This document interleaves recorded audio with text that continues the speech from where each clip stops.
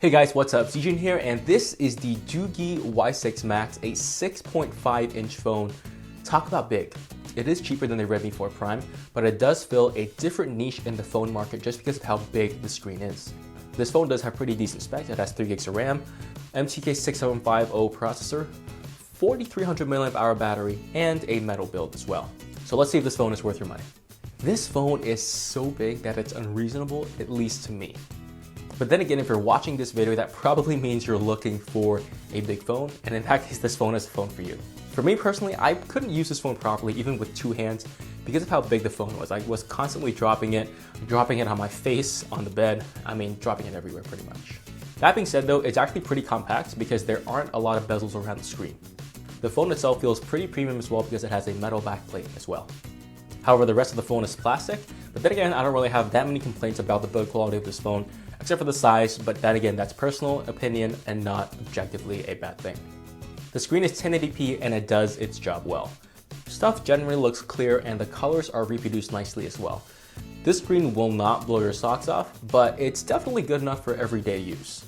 The maximum brightness of the screen goes up to around 450 nits of brightness, which is not very bright. In direct sunlight, you're gonna have a little bit of trouble seeing the screen. There is no Gorilla Glass on this screen either.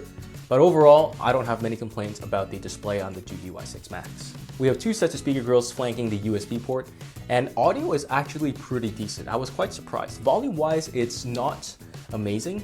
There are a lot of phones that are louder than this phone, but quality-wise, it's actually pretty decent. I was able to get some pretty good mids and highs in terms of music, and there is quite a bit of bass as well. So if you want to use this phone to listen to music or you want to watch, TV, you won't be disappointed with the audio here at all. So have a listen for yourself. Okay, if you're not going to interview me, then I'll do it. Yes. What will be your first priority? I will have 7 first priorities. Safety, profits, fostering a community of self-reliance and entrepreneurship, listening, respect for human life, bolstering our public image, and getting everyone home on time. Dwight, let me be frank. In an accident that no one can blame you for, an antique gun was discharged while you were acting manager. How are we ever to trust you again? Battery life here is good, but it's not Redmi 4 Prime levels of good. It's about on par with a Redmi 3.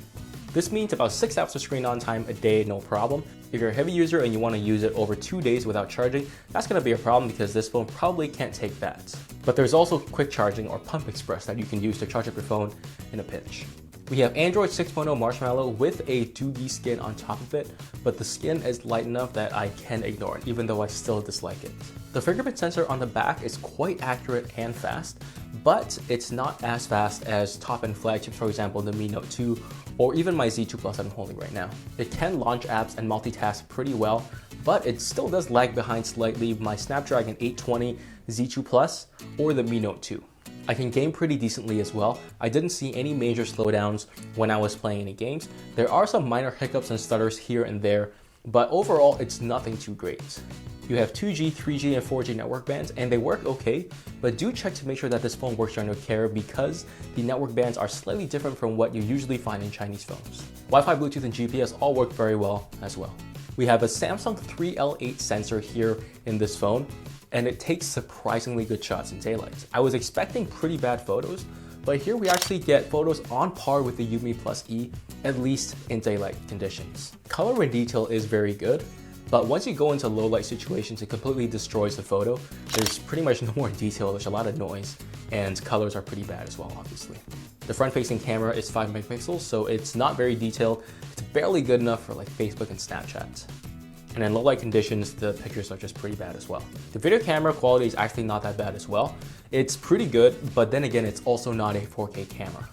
Again, overall, the camera is the weakest part of this device.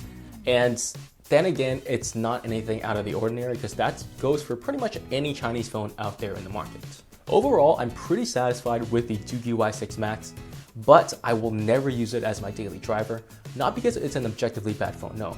It's actually pretty good. Multitasking is pretty good, performance is good, battery life is good. The screen and the speakers are also not bad, but the reason why I won't use it is because it's massive. And again, that's a personal opinion, which is not a knock against the phone.